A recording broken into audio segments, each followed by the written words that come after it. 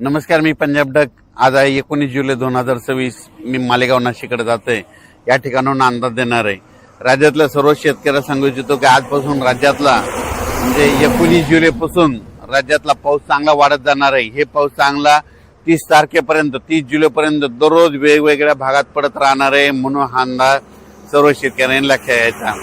सांगायचं झालं तर राज्यात काही भागामध्ये जास्त पाऊस पडणार आहे. तर तुम्हाला सांगू इच्छितो 19 जुलै ते 26 जुलैच्या दरम्यान नागपूर, भंडारा, गोंदिया, अमरावती या पट्ट्यामध्ये काय होणार आहे, एक लो प्रेशर चक्रीवादळ जात असल्यामुळं त्या 4 जिल्ह्यामध्ये खूप मुसळधार ते अतिमुसळधार हेवी टू हेवी रेन होणार आहे.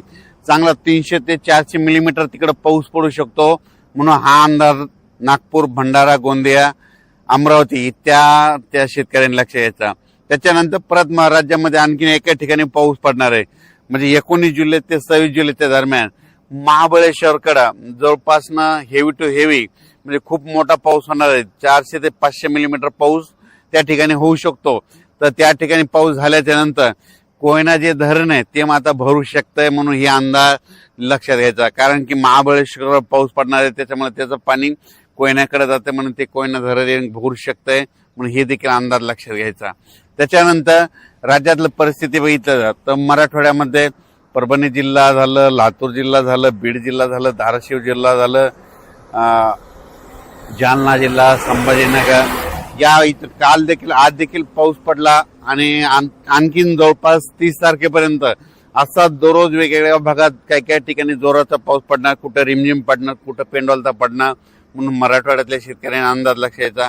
पश्चिम महाराष्ट्रात देखील काय होणार आहे, सांगली, सातारा, सोलापूर, कोल्हापूर, पुणे, त्याच्यानंतर अहिल्यानगर तिकडं देखील काय होणार आहे, हे जवळपास 30 तारखेपर्यंत 30 जुलैपर्यंत म्हणजे आज 19 ते 30 आणखीन 10-11 दिवस असा दररोज वेगवेगळ्या भागात पाऊस पडत राहणार आहे.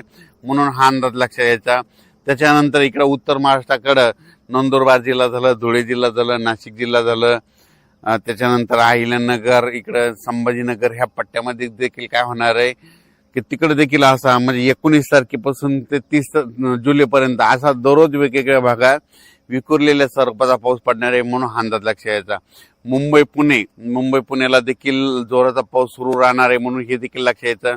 पण कोकणपट्टी आणि घाटमाता परिसर मात्र 19 तारखेपासून ते 27 तारखेपर्यंत खूप जोराचा पाऊस पडणार आहे घाटमाता आणि कोकणपट्टीकडे. म्हणून ही अंदाज त्या शेतकऱ्यांना लक्षात यायचा.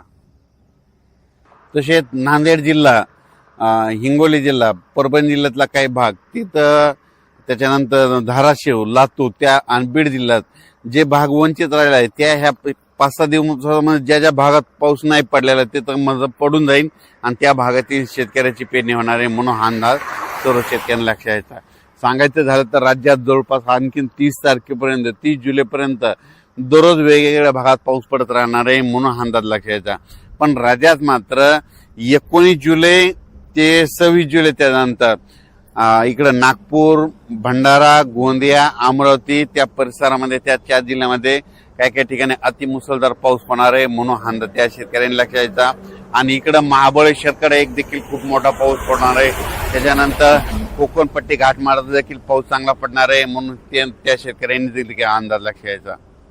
तसेच जळगाव, धुळे, नंदुरबार आणि नाशिक तिकडे देखील आज 19 तारखेपासून 26 तारखेच्या दरम्यान दररोज वेगवेगळ्या भागात पाऊस पडणार आहे आणि त्या शेतकऱ्यांच्या पिकाला जीवदान ठरणार आहे. म्हणून हा अंदाज सर्व शेतकऱ्यांना लक्षात यायचा. आणि त्याच्यानंतर अहिल्यानगर जिल्ह्यामध्ये आज 19 तारखेपासून ते 26 तारखेच्या दरम्यान दररोजच पाऊस वाढत जाणार आहे. सगळीकडं पडत जाणार आहे आणि सगळ्या अहिल्यानगर जिल्ह्यातील सर्व तालुक्यामध्ये पडणार आहे. म्हणून त्यांनी देखील हा अंदाज लक्षात यायचा. त्याच्यानंतर पुणे जिल्हा, बारामती, दौंड, श्रीगोंदा त्या परिसरात देखील आजपासून पावसाचा जोर वाढत जाणार आहे आणि त्या भागात चांगला जीवदान ठरणारा पाऊस पडणार आहे. म्हणून हे लक्षात यायचं. त्याच्यानंतर आतापर्यंत काही भागात अद्यापही पाऊस पडलेला नाही. तर त्या भागात ह्या 19 ते 30 जुलैच्या दरम्यान पडून जाईन आणि त्यांच्या देखील पेरण्या होतील. त्याच्यानंतर कर्नाटककडे देखील पाऊस पडणार आहे, तेलंगणाकडे देखील पडणार आहे आणि सगळ्यात महत्वाचं इकडं मध्य प्रदेश इकडे बैतूल, खांडवा, इंदोर त्या परिसरात जास्त पाऊस पडत असल्यामुळे काय होणार आहे, म्हणजे मध्य प्रदेशच्या लगतचे जिल्हे मग कोणता जिल्हा, अमरावती जिल्हा, अकोला जिल्हा, इकडं अचलपूर, त्याच्यानंतर जळगाव, जामोद, रावेर, त्याच्यानंतर इकडं धुळे, नंदुरबार ह्या परिसरामध्ये काय होणार आहे 1926 दरम्यान चांगला तिकडे देखील पाऊस पडणार आहे, त्या सीमा लगत चांगला पाऊस पडणार आहे म्हणून हा अंदाज त्यांनी लक्षात द्यायचा. अचानक वातावरण बदल झाला तर परत एक मेसेज दिला जाईल. धन्यवाद.